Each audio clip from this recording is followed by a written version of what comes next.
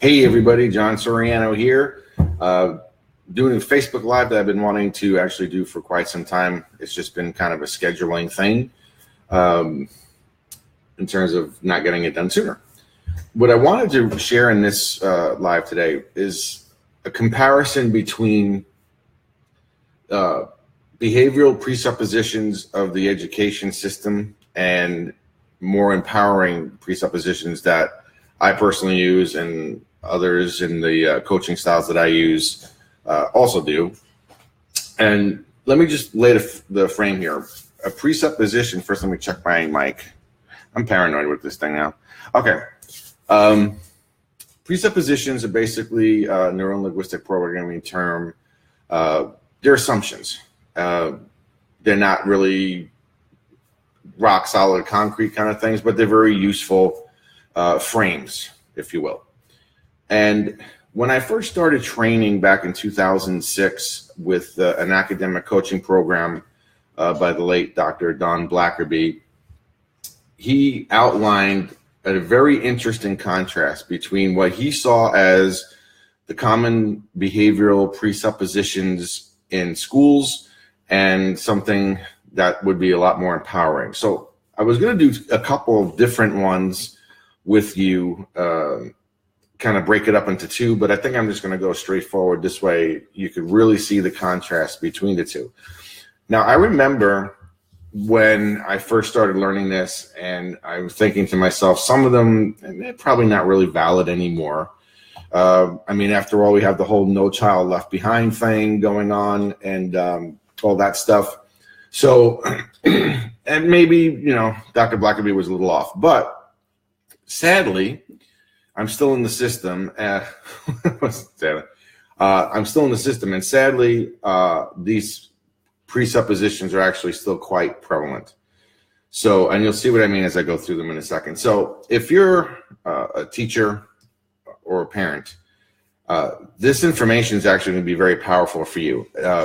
For my fellow teachers, I would say the behavioral presuppositions of schools might be a little painful to hear, but in reality, if you reflect on it, you'll see the truth in them. So let's start with the behavioral presuppositions in the school system. And the first one is students naturally know how to learn in the classroom.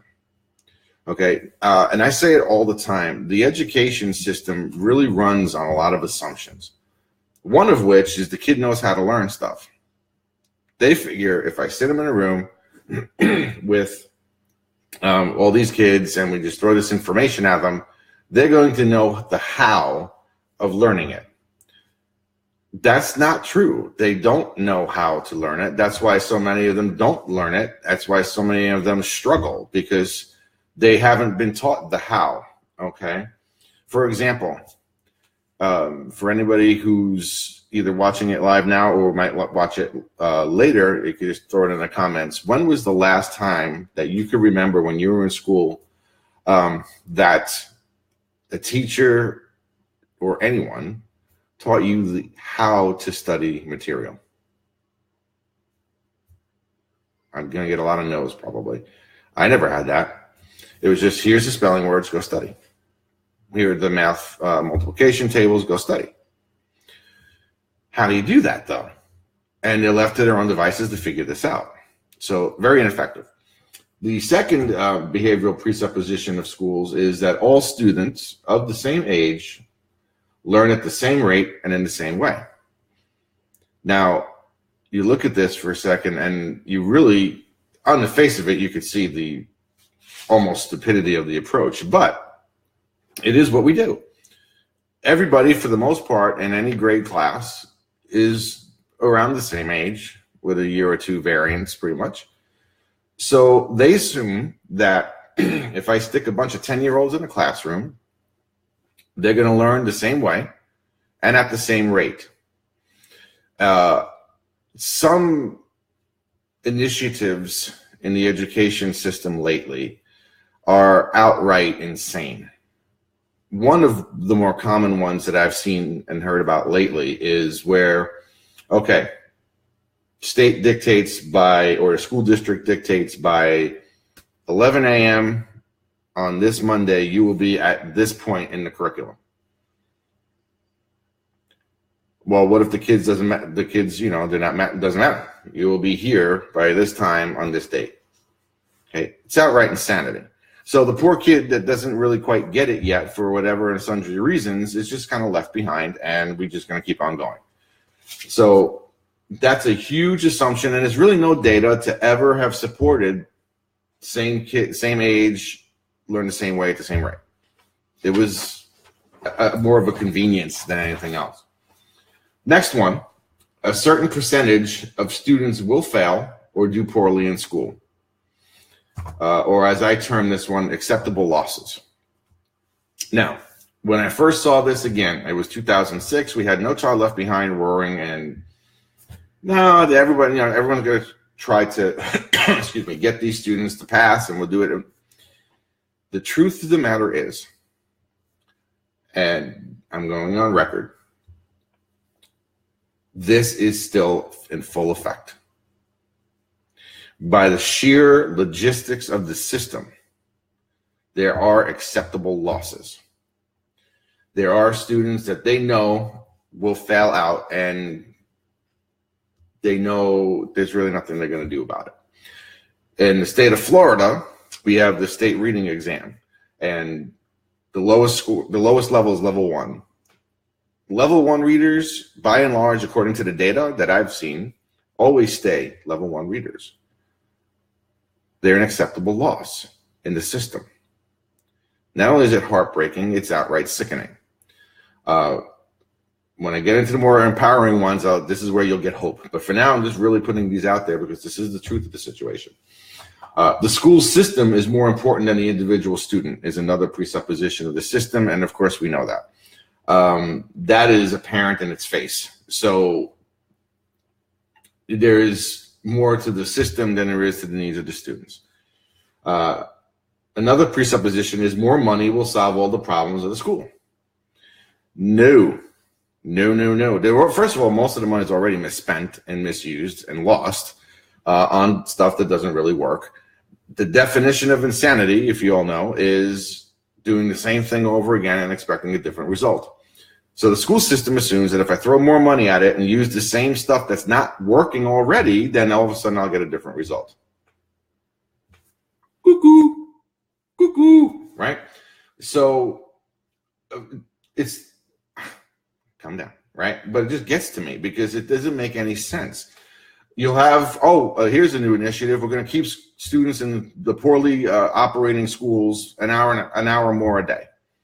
So in other words, you're going to give one more hour of stuff that didn't work in the last 7.5 hours. Yeah, that's intelligent. That's going to really work out because they're not trying anything new. They're not trying anything out of the box. They're not innovating. They get research-based stuff or evidence-based stuff, and they assume that this is the panacea, and it never pans out. When you look at our data, according to the international spectrum, we are pretty bad. I mean, we're not at rock bottom, but, in reading, we're kind of a little above the international average, kind of in the middle. Math, we're way below. Oh, well, if we're on the international average, but we shouldn't be on the international average. In a country like this, we should be spanking the international average. So, and we know there's 16 million illiterate adults, functionally illiterate adults in the United States. That means there's 16 million people who have gone through our system and can't read. Unacceptable. Unacceptable. Okay, next one. Students are motivated only by punishment or reward. They believe in an extrinsic motivation system. Okay? It works sometimes, it usually doesn't. Why? Because real motivation, as we all know, is intrinsic, right? There's a way to motivate students. I've done it within minutes. And the system that I use and the system that I teach others to use has that strategy. And when you use that strategy, motivating a student is easy, okay? The next one from the school system, learning activities cause learning to occur. At any given time, in any given high school, you can walk into any given class and see a plethora of worksheets. And they figure that by doing all this busy work, they're going to learn something. They don't learn that way, okay? Learning activities don't create learning. Learning strategies create learning. Using proper and effective inner processes are what cause learning to occur, okay? Next one. Something is wrong with a student who does poorly in school. The system says if a student is failing, it's the student's fault. The student could not or did not do whatever. They're lazy, they're this, they're that, blah, blah, blah. Okay, it can't be the system because, hey, you know, we're the system. It can't be us. It's got to be you. So here's what happens. Because that's framed like that, you have different neurological levels, okay, on how you process the world. The bottom line is the environment. The next one up is behavior. The next one up is capability. Next one above that is beliefs, and the next one above that is identity, right? So they influence primarily from the top down, though there is a dynamic.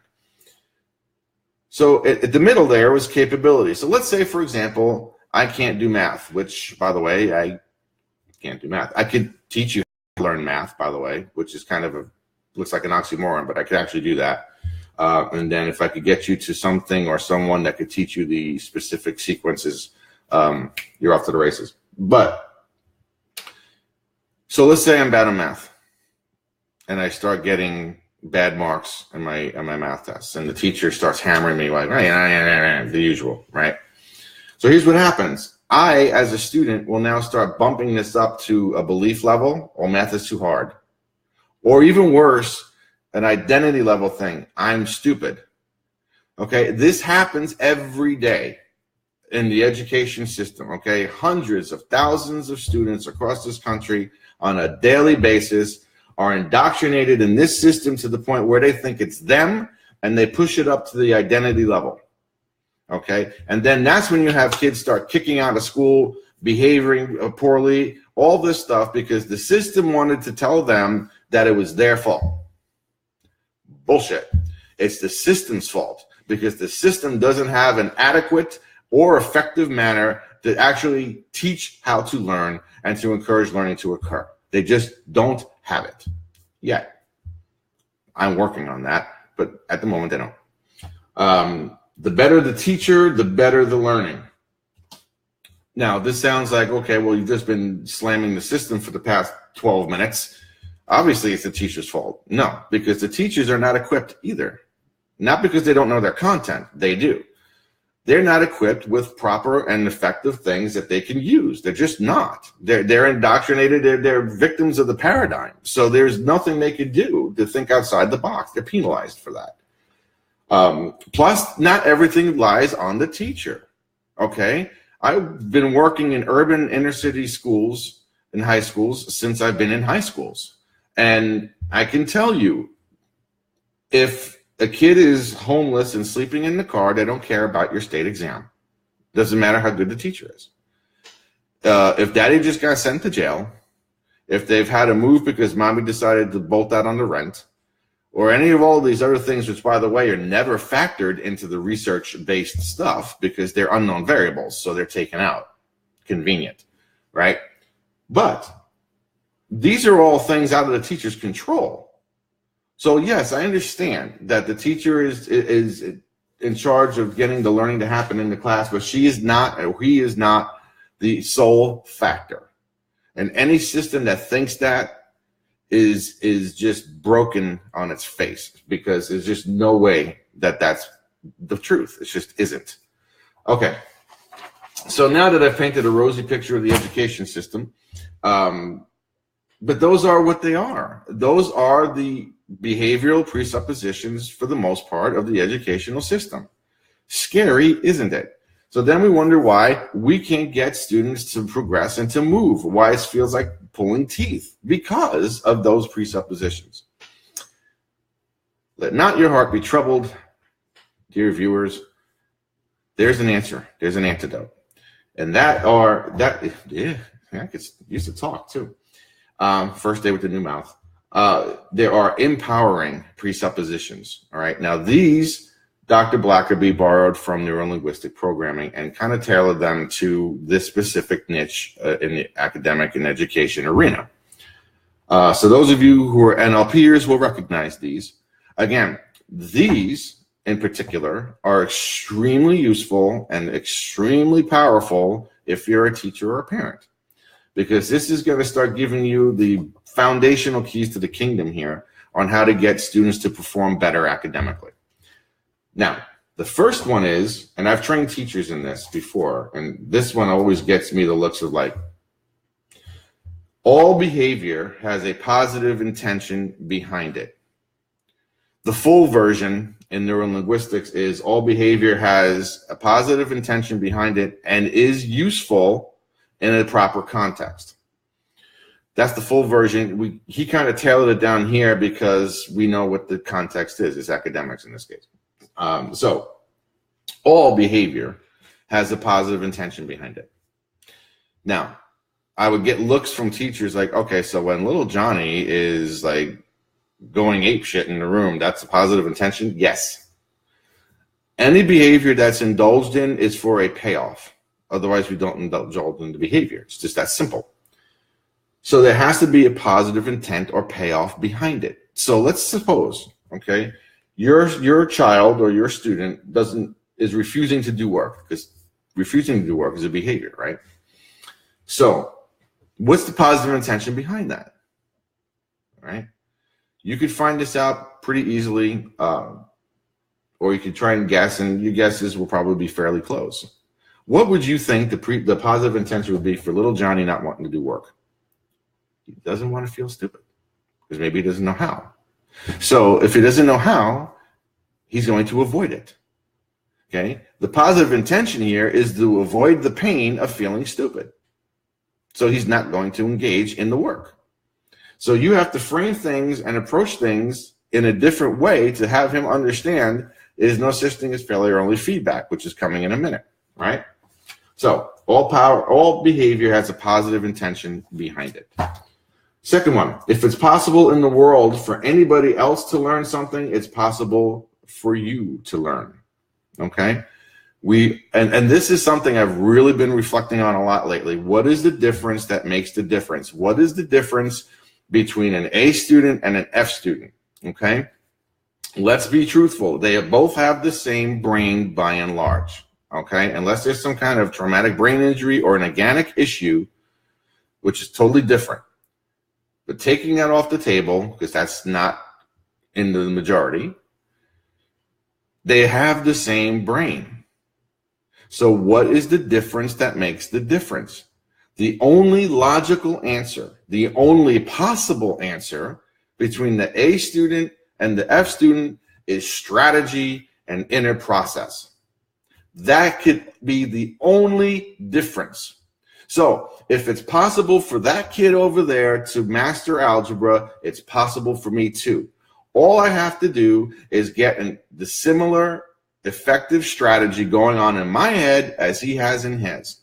And that's the beauty of neurolinguistic programming, by the way. It's modeling, okay? And all the strategies, by the way, that I personally use in my academic coaching, the ones that were taught to me by Dr. Blackerby, were those that were modeled of effective students, A students, high-performing students. All right, so we've kind of done most of the work already in terms of the modeling of this. All right, next one. Anything could be learned if it's chunked properly. Again, that goes to sequence and that goes to strategy. All right. Math especially is an entire chunking process. It's a chunking sequential process. All right. Here's your question, and here's where you need to get in terms of your answer. How do you get there? The kid who is an A+ math student knows the chunking to get there. The one who doesn't can't. It's that simple. It's just I get wired up, as you could tell here, because it's just the answers are so plain in their face, but yet they make things all kind of complicated. Okay, I have kids in high school, see kids in high school right now that they're 9th, 10th graders. And you ask them what 6 times 8 is, like, what? No, there's a big chunk of something missing, right? But no, we can't go back and do that because remember, the system is more important than the student. Remember that? And this is where the insanity takes place. So if you learn how to chunk it properly, anybody can learn anything. All right. If you have never baked a cake in your life, and I give you a recipe for a, world-class chocolate cake, could you make it? Probably. Why? Because I gave you the recipe. If you follow the recipe exactly, you will get the same result as I would get. It has to happen that way. So if you could chunk anything properly, you can learn it. It has to happen that way. All right. Next one is a big one for me. I coach students with this on a daily basis. If you're a parent, I encourage you, I almost plead with you to use this presupposition when you're dealing with your child about school. Teachers, I plead with you to use this in your classrooms. Okay, when I was in the classroom, this is how I ran it. Okay. Now, by the way, when I was in the classroom, I taught EBD classes. If you don't know what that is, that's emotional or behavior disabilities. Okay. I was supposed to have the ones that couldn't learn and couldn't behave. Well, I had the lowest behavioral referral rates on campus, and all of my students made a learning gain. How did I do that? With this presupposition primarily. And that is, there is no such thing as failure. There is only feedback. Let me say that again. There is no such thing as failure. There is only feedback. Why do you think test anxiety is so prevalent and increasing on a daily basis? Because, oh, I failed. Oh my God, that was me, and I was so stupid. You start looking like that Saturday Night Live skit. It's stupid, right? No, it's feedback only. So when I'm counseling with a student and they say, okay, well, I failed this test. I failed this test. No. What you have here is a data point, okay? You have data. You got a 50 on this exam. That is feedback. What is that feedback telling you? How did you prepare for this test? Well, I didn't. Okay.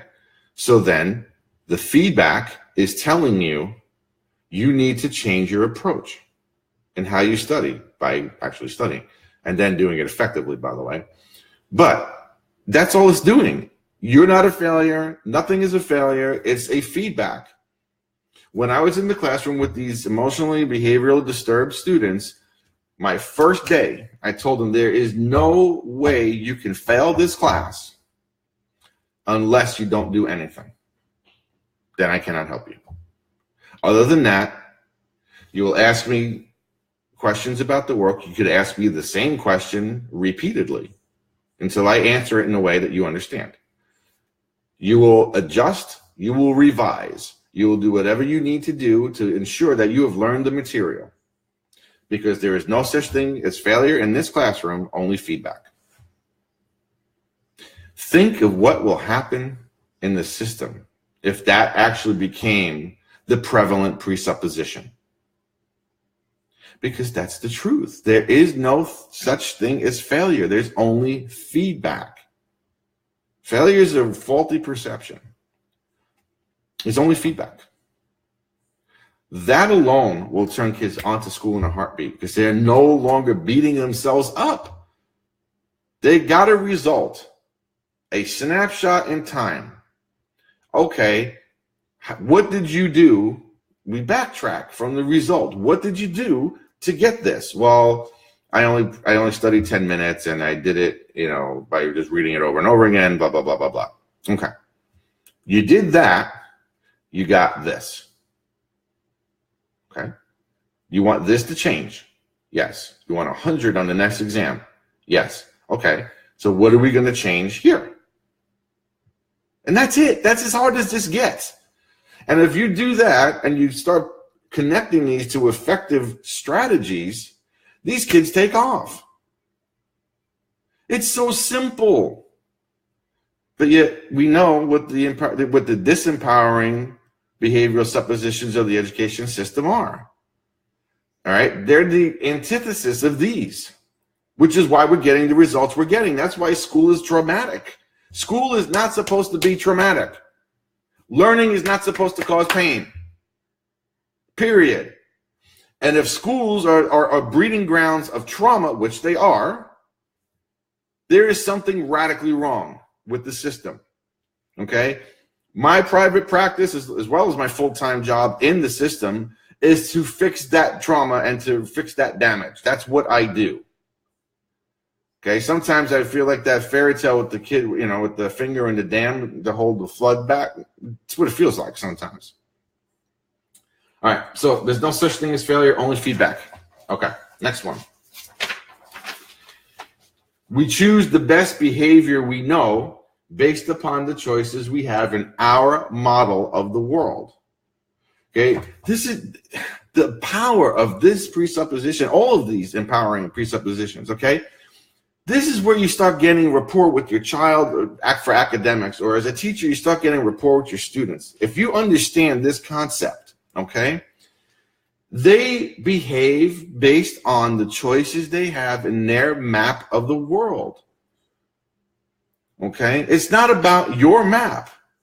Newsflash, teachers, it's not about your model of the world.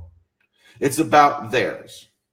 So the sooner we step out of ours and get our heads into their map of the world, we'll understand why they're making the choices they make. And understanding that they take the best choice available, what's the logical conclusion here? If I give you more empowering, more positive choices, you will make what? Better choices. That's just how it works. That's how your brain is wired. But we have to do this in understanding and valuing their map of the world. Okay, and for some of these students, especially in inner city schools where I work, their map of the world is very limiting and often very negative. So them flipping the teacher off and not giving a shit about the schoolwork is probably one of the better choices they have available to them because they've never been given anything else. Does this make sense? Hit a like or something if this is making sense. So, and that goes dovetail with the next one. More choices are obviously better than limited choices. So the more when I deal with kids for behavioral issues, the more choices I give them, the more tools like NLP in certain contexts, like reframe, stuff like that. EFT, oh my gosh. The number of students and even adult learners who've had anger issues or other challenges regarding academics, the shifts that I've gotten with EFT border on miraculous. I've gotten students that will come into my office at work completely distressed, angry, blah, blah, blah, whatever it is. They sent this student out of the room to me. Within 15 to 20 minutes, I have de-escalated, rewired the student, and sent them back successfully to class. And yet, because this isn't common in the education system yet, I have to go low-key. Until now, actually. I don't know if you've ever seen The Matrix, but I have taken the red pills, so now I'm just letting it all hang out there, all right? So I give them a choice. Instead of getting pissed off to the point where their whole school day is now ruined, I'm going to give you a tool that works. You do it, you get control, you go back. It's beautiful. The way students experience the world is only a perceptual model, but that's for all of us, okay? In NLP, the big kahuna in terms of presuppositions is the map is not the territory. The menu is not the meal, right? So if I showed you a map of the United States, is that the United States? No, it's a representation, a perception of the United States, depending on what kind of map I'm showing you. If I'm showing you a map that shows topography, that perception is going to be different than one that just shows state lines or what have you, whatever data we're looking to represent, right? But it's not the United States, is it? It's just a map of. All of these students from high school through adult learners have a map regarding their educational and academic territory. It's been forged for years. If it's not an effective map, we have to change it. If your child, or you as an adult learner even, have a map of test taking, for example, okay? Tests are tests are tests. They just are, okay? And I usually make some people laugh with this. Unless you've been physically attacked by a spelling test when I was 3 years old, there's nothing to be afraid of. It's just a paper in front of you, right? So what is the issue? Why are they getting so bent out of shape? Because in their map of the world, in their map of what testing means, it's a painful thing. They have learned that. However they have learned it, but they have learned that. A test equals pain, cause and effect. Okay, it's a distortion. But they're stuck with it until we change it, until we disconnect it, okay? So hopefully you can see the huge chasm of contrast here between the negative and limiting and disempowering presuppositions that the education system pretty much runs on, and the more empowering, potential uplifting presuppositions that come from neurolinguistics tailored to this.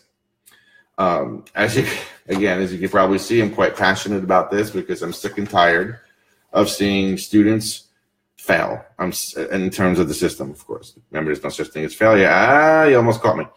But I'm sick and tired of them being traumatized by a system.